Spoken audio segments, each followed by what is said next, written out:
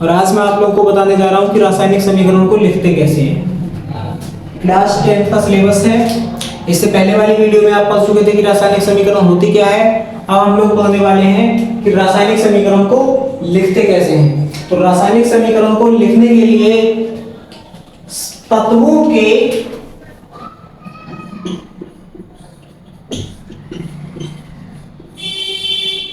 के संकेतों का प्रयोग करते हैं। तत्व के संकेतों का प्रयोग करते हैं रासायनिक समीकरण लिखने के लिए। और तत्वों के पूरे अगर तत्वों को आप लिखना चाहें, जैसे अगर मैं आपको बोलूं कि Mg प्लस O2, अगर मैग्नीशियम की रिएक्शन मैं ऑक्सीजन के साथ में करवाता हूं, ठीक है, तब क्या होगा, तब मुझे मिलेगा मैग्नीशियम ऑक्साइड। अगर यहीं पे मैं इसको ऐसे लिखूं,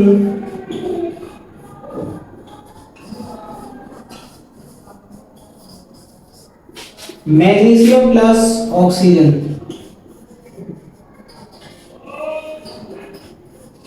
इज इक्वल टू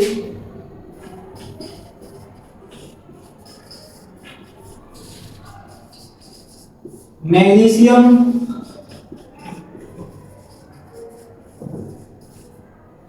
ऑक्साइड, ठीक है, मैग्नीशियम ऑक्साइड,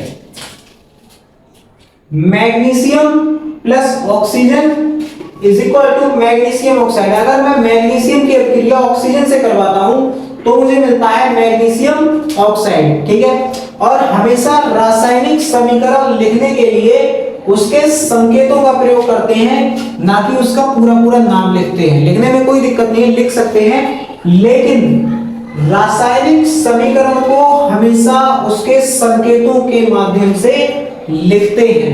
इस बात को ध्यान रखना। और रासायनिक समीकरण में समीकरण बैलेंस है या नहीं है, डजंट मैटर, कोई प्रॉब्लम नहीं है, उसको बाद में बैलेंस कर सकते हैं, ठीक है। अब रिएक्शन को बैलेंस कैसे करते हैं, अब समझते हैं कि संतुलित रासायनिक समीकरण क्या होती है। संतुलित रासायनिक समीकरण क्या होती है।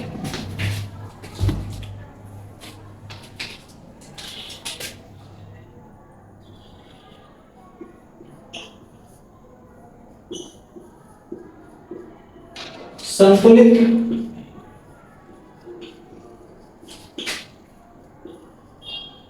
रासायनिक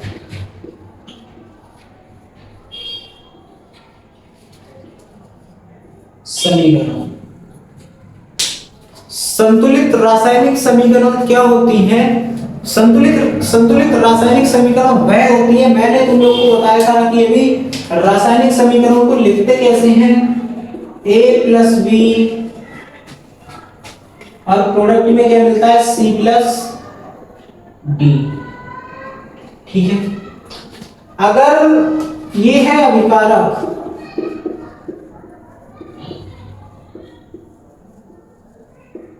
ये क्या है अभिकारक, और ये क्या है उत्पाद, ठीक है। ये है अभिकारक और ये है उत्पाद। अगर अभिकारक और उत्पाद, ये अभिकारक और ये उत्पाद, अगर दोनों में एलिमेंट की संख्या बराबर है, जैसे मैंने अभी तुम लोग को बताया था Mg प्लस O2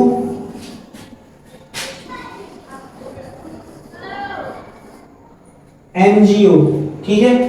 अगर रासायनिक समीकरण में ये अभिकारक है और ये उत्पाद है, अगर रासायनिक समीकरण में अभिकारक और उत्पाद में तत्वों की संख्या बराबर है तो वह संतुलित रासायनिक समीकरण कहलाती है।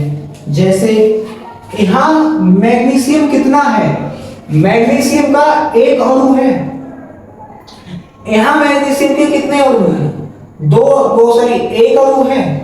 यहां ऑक्सीजन के कितने अणु हैं, 2 अणु हैं, लेकिन यहां एक अणु है, ठीक है। तो इसको बैलेंस करने के लिए हम क्या करेंगे, मैग्नीशियम 2 कर देंगे, ठीक है। मैग्नीशियम 2 कर दिए, ठीक है। उसके बाद क्या करेंगे, अगर यहां मैग्नीशियम 2 कर दिए तो फिर मैग्नीशियम यहां कितने हो गए, 2। यहां ऑक्सीजन 2 करने के लिए यहां मैग्नीशियम की संख्या बढ़ गई, तो फिर यहां भी मैग्नीशियम 2 कर दो। मींस मैग्नीशियम के 2 अणु इधर हैं और ऑक्सीजन के 2 अणु इधर हैं। ऐसे ही इधर मैग्नीशियम के 2 अणु हैं, इधर ऑक्सीजन के 2 अणु हैं। तो इस तरीके से अभिकारक और उत्पाद में दोनों तरफ अणुओं की संख्या, तत्वों के अणुओं की संख्या बराबर होनी चाहिए, उसे संतुलित रासायनिक समीकरण कहते हैं। अब एक बार सभी लोग लिख लीजिए इसको।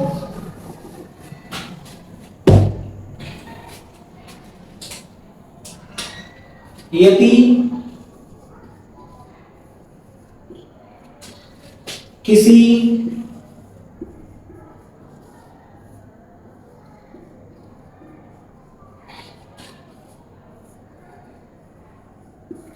रासायनिक समीकरण में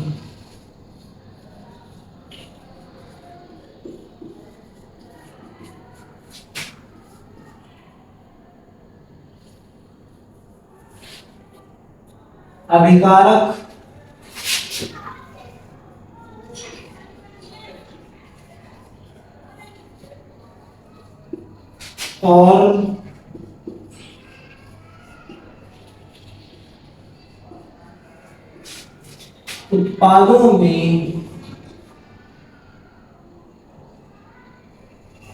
दोनों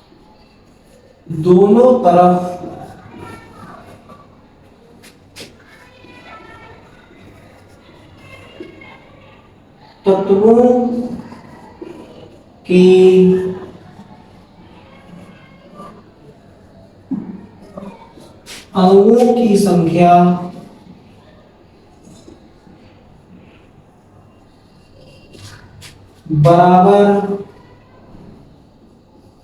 तत्वों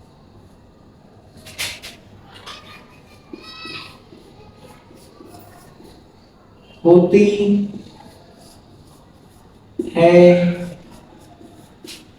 तो इसे संतुलित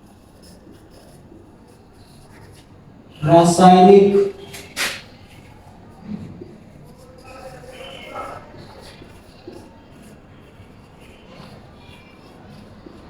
समीकरण कहते हैं। यदि किसी रासायनिक समीकरण में अभिकारक और उत्पादों में दोनों तरफ तत्वों के अणुओं की संख्या बराबर होती है तो इसे संतुलित रासायनिक समीकरण कहते हैं। बस कीजिए, जैसे कोई समीकरण है,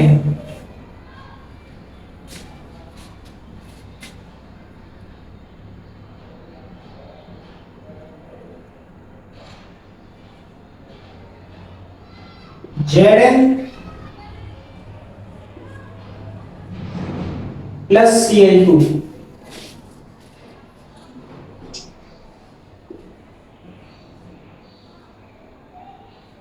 अब तुम लोग बोलोगे कि ZnCl2 इधर है, ZnCl2 इधर भी कर दिया है। तो एक बात ध्यान रखना, जिंक होता है, जिंक के ऊपर होता है पॉजिटिव चार्ज, क्लोरीन के ऊपर होता है माइनस का चार्ज, नेगेटिव चार्ज, ठीक है। और जिंक की वैलेंसी होती है 2, ठीक है। जिंक की कितनी वैलेंसी होती है, 2। तो इसकी वैलेंसी को इसके नीचे और इसकी वैलेंसी को इसके नीचे रिप्रेजेंट करते हैं, तो ये 2 ये दर्शाता है कि जिंक की वैलेंसी 2 है, ठीक है। क्या दर्शाता है कि जिंक की वैलेंसी 2 है। अब इसमें देख लेते हैं क्या इसमें तत्वों के अणुओं की संख्या बराबर है। तो हम कह सकते हैं कि Zn plus Cl2 is equal to ZnCl2, इसको बोलते हैं जिंक, इसको बोलते हैं क्लोरीन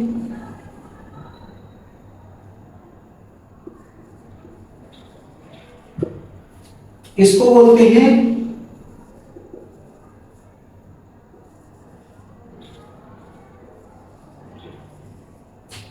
जिंक क्लोराइड। इसको क्या बोलते हैं? Zinc chloride. अब एक ऐसे ही एक समीकरण होती है, अभी अभी मैंने थोड़ी देर पहले बताई थी, Mg+O2। ठीक है,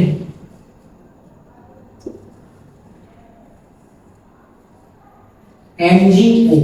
ठीक है, ये है मैग्नीशियम, ये है ऑक्सीजन, और ये है मैग्नीशियम ऑक्साइड। ठीक है, क्या है? Magnesium oxide. ठीक है, मैग्नीशियम ऑक्साइड। ठीक है, अब इसमें हम लोग देखते हैं कि दोनों तरफ अभिकारक और उत्पाद, ठीक है, अभिकारक और उत्पाद दोनों तरफ तत्वों के अणुओं की संख्या बराबर है या नहीं है, इस चीज को देखते हैं। अभिकारक और उत्पाद में तत्वों के अणुओं की संख्या बराबर है कि नहीं है, उसके लिए गिनती कर लेते हैं। यहाँ मैग्नीशियम 1 है, यहाँ भी मैग्नीशियम 1 है, मैग्नीशियम का 1 अणु है, यहाँ भी ऑक्सीजन, यहाँ ऑक्सीजन के 2 अणु हैं, लेकिन यहाँ ऑक्सीजन के 1 ही अणु है, तो उसके लिए ऑक्सीजन के 2 अणु कर देते हैं यहाँ। अगर यहाँ ऑक्सीजन के 2 अणु करेंगे तो यहाँ मैग्नीशियम के अणुओं की संख्या बढ़ जाएगी, तो यहाँ पे मैग्नीशियम के अणु लगा दीजिए। ठीक है, इसे ऐसे होती है रिएक्शन बैलेंस। ठीक है, तो रिएक्शन बैलेंस कैसे करनी है? ऐसे करनी है। ठीक है, नोट डाउन।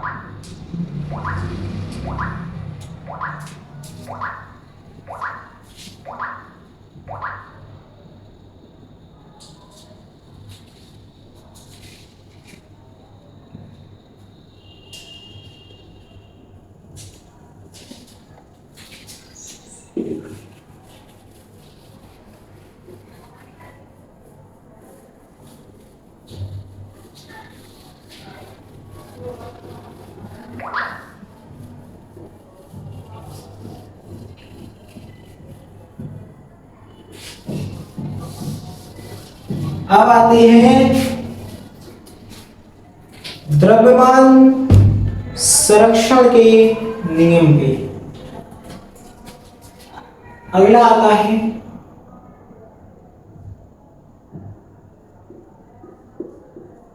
द्रव्यमान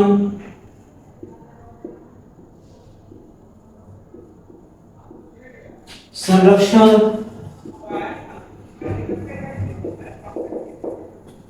अगला आता है द्रव्यमान संरक्षण का नियम।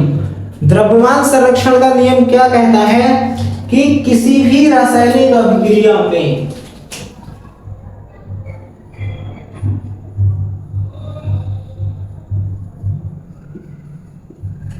किसी भी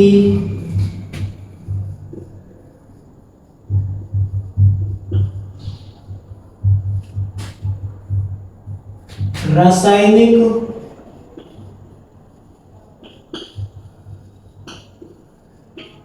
अभिक्रिया में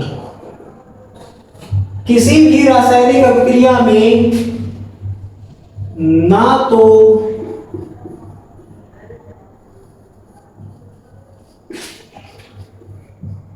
द्रव्यमान का निर्माण होता है, किसी भी रासायनिक अभिक्रिया में ना तो द्रव्यमान का निर्माण होता है और ना ही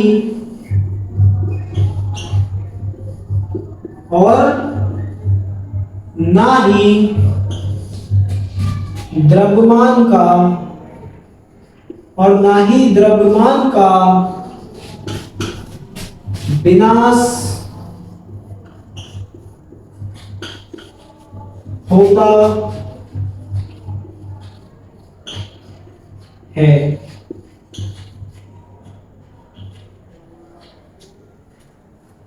किसी भी रासायनिक अभिक्रिया में ना तो द्रव्यमान का निर्माण होता है, बन नहीं सकता, ना तो नया द्रव्यमान बन के क्रिएट होता है, और ना जो द्रव्यमान उसमें पहले से मौजूद है ना ही उसकी कोई क्षति होती है, उसका विनाश नहीं होता है। इसे हम बोलते हैं द्रव्यमान संरक्षण का नियम। ठीक है, अब आते हैं रासायनिक समीकरणों को संतुलित करना। तुम लोग समझ ही गए कि रासायनिक समीकरणों को संतुलित करते कैसे हैं। अब आते हैं रासायनिक अभिक्रिया पर कि रासायनिक अभिक्रिया क्या होती है। ठीक है, रासायनिक अभिक्रिया क्या होती है। ठीक है, रासायनिक अभिक्रिया क्या होती है, एक बार कमेंट बॉक्स में बता दें कि रासायनिक अभिक्रिया क्या होती है। मेरे सभी रसगुल्लों को पता होगा पहले से ही कि रासायनिक अभिक्रिया क्या होती है। जल्दी जल्दी फटाक से कमेंट कर दो कि रासायनिक अभिक्रिया होती क्या है। जल्दी जल्दी लिखो कि रासायनिक अभिक्रिया क्या होती है। ठीक है, जल्दी जल्दी लिखो कि रासायनिक अभिक्रिया।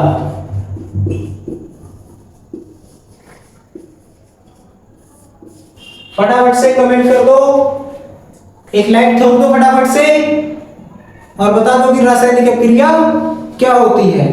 रासायनिक अभिक्रिया क्या होती है।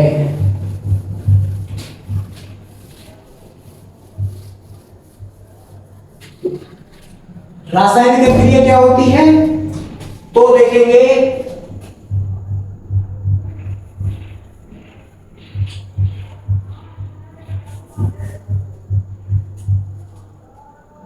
दो या दो से अधिक,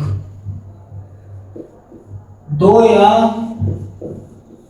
दो से अधिक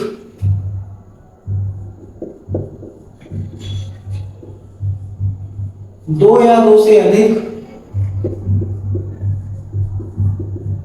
तत्वों को मिलाकर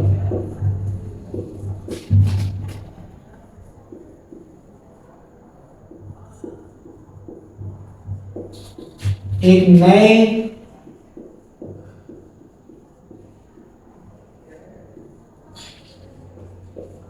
यौगिक के निर्माण की प्रक्रिया को निर्माण की प्रक्रिया को रासायनिक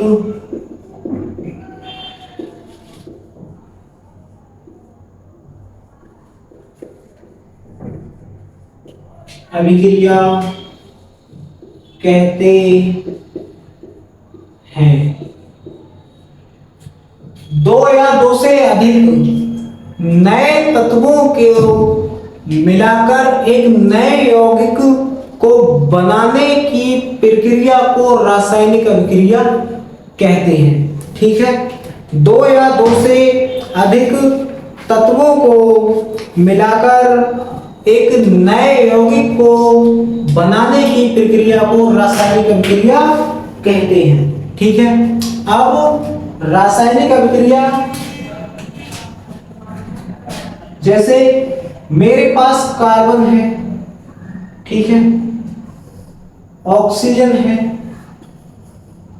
गैसीय फॉर्म में, काय में गैसीय स्टेट में मेरे पास ऑक्सीजन है, दोनों जब मिलते हैं तब बनता है CO2। तब क्या बनता है CO2, वो भी गैस की फॉर्म में। ठीक है, इसको क्या बोलते हैं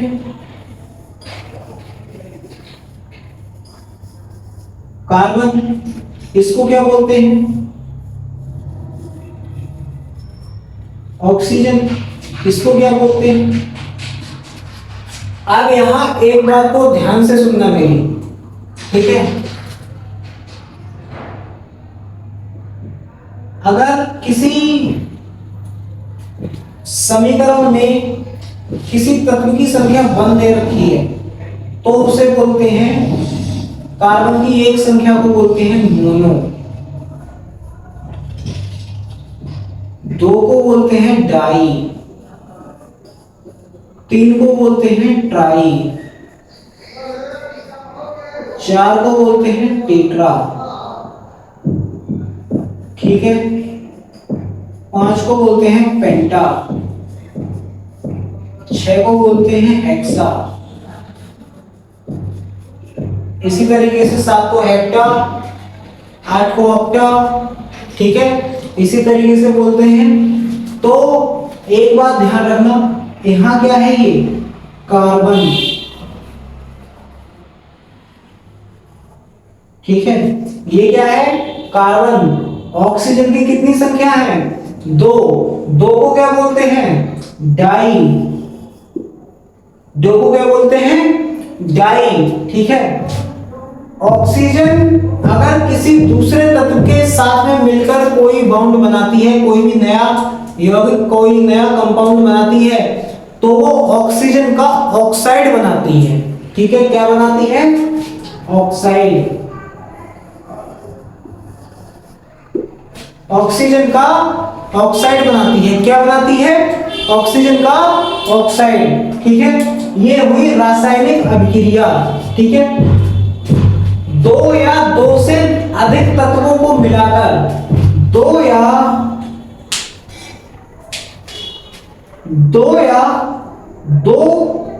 2 से और भी अधिक तत्वों को मिलाकर एक नया कंपाउंड बनाया, ठीक है।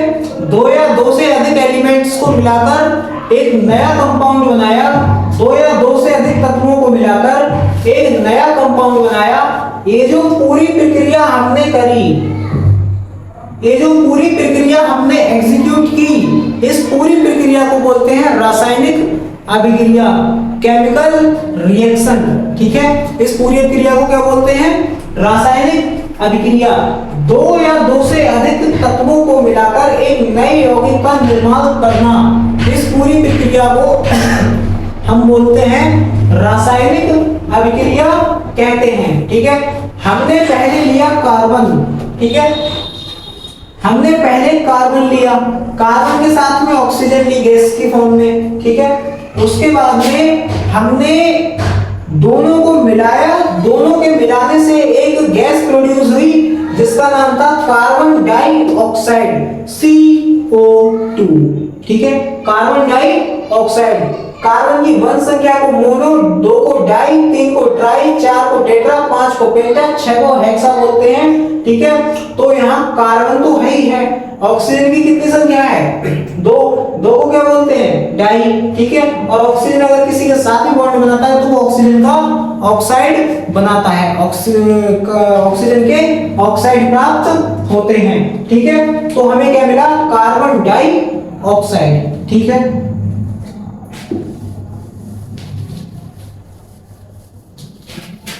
अब आगे देखते हैं रासायनिक अभिक्रियाओं के प्रकार, ठीक है।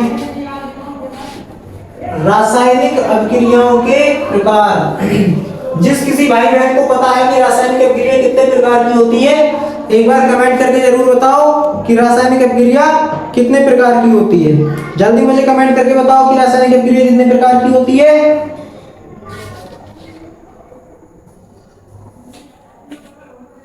कितने प्रकार की होती है, जल्दी कमेंट कीजिए।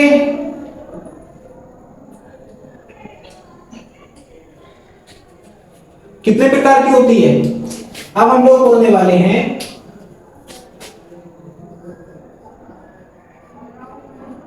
रासायनिक अभिक्रिया के प्रकार। रासायनिक अभिक्रिया कितने प्रकार की होती है। सबसे पहले आती है संयोजन अभिक्रिया।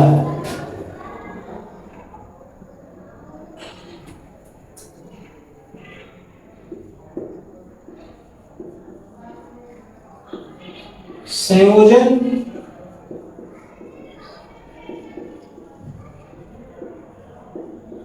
अभिक्रिया। नंबर सेकंड पे आती है वियोजन अभिक्रिया। नंबर सेकंड पे क्या आती है? वियोजन अभिक्रिया। थर्ड नंबर पे आती है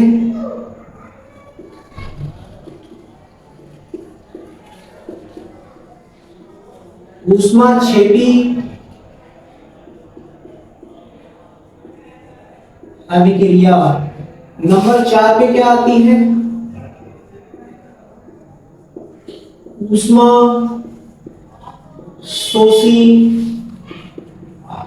अभिक्रिया। ठीक है। नंबर 5 पे क्या आती है? उपचयन।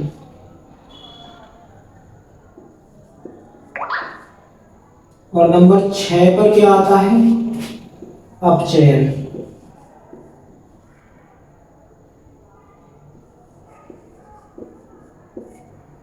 ठीक है। संयोजन अभिक्रिया क्या होती है? एक बार शॉर्ट में सुन लो, संयोजन अभिक्रिया क्या होती है? संयोजन अभिक्रिया दो तत्वों का योग, दो तत्वों का योग। वियोजन अभिक्रिया क्या होती है? किसी तत्व का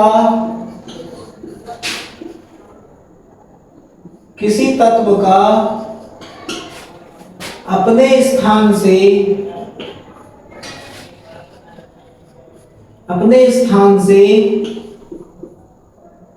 स्थानांतरित होना।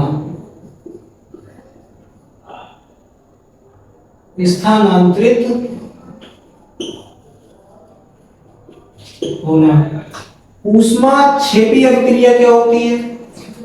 ऊष्मा का क्षय।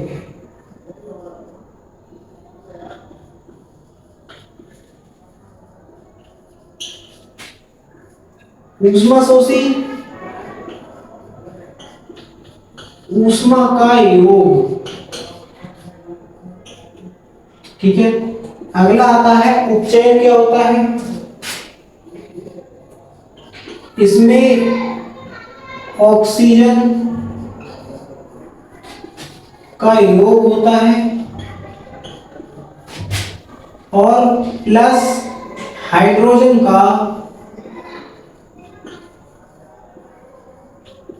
क्षय होता है। ठीक है। अपचयन में क्या होता है? अपचयन में क्या होता है? इसमें हाइड्रोजन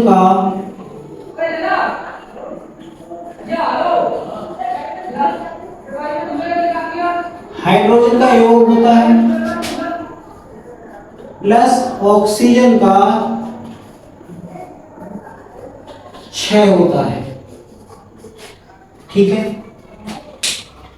क्या होता है? संयोजन अभिक्रिया में दो तत्वों का योग होता है। ठीक है। वियोजन अभिक्रिया में किसी तत्व का अपने स्थान से स्थानांतरित होना होता है। ऊष्माक्षेपी अभिक्रिया में ऊष्मा का क्षय होता है। ठीक है। ऊष्मा शोषी अभिक्रिया में ऊष्मा का योग होता है। अपचयन में ऑक्सीजन का योग, मतलब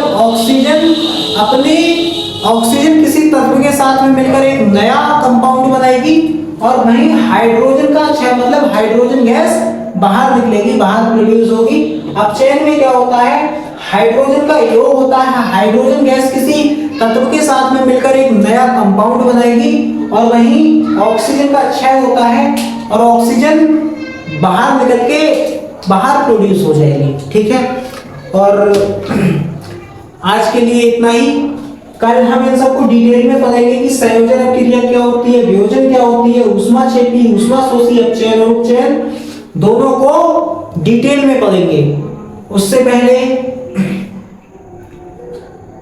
चैनल को सब्सक्राइब कर दें, वीडियो को लाइक और शेयर कर दें, कमेंट करें और कमेंट में हमारी गलतियों को आप लोग लिखते रहें ताकि हम लोग और इम्प्रूवमेंट करते रहें। ठीक है।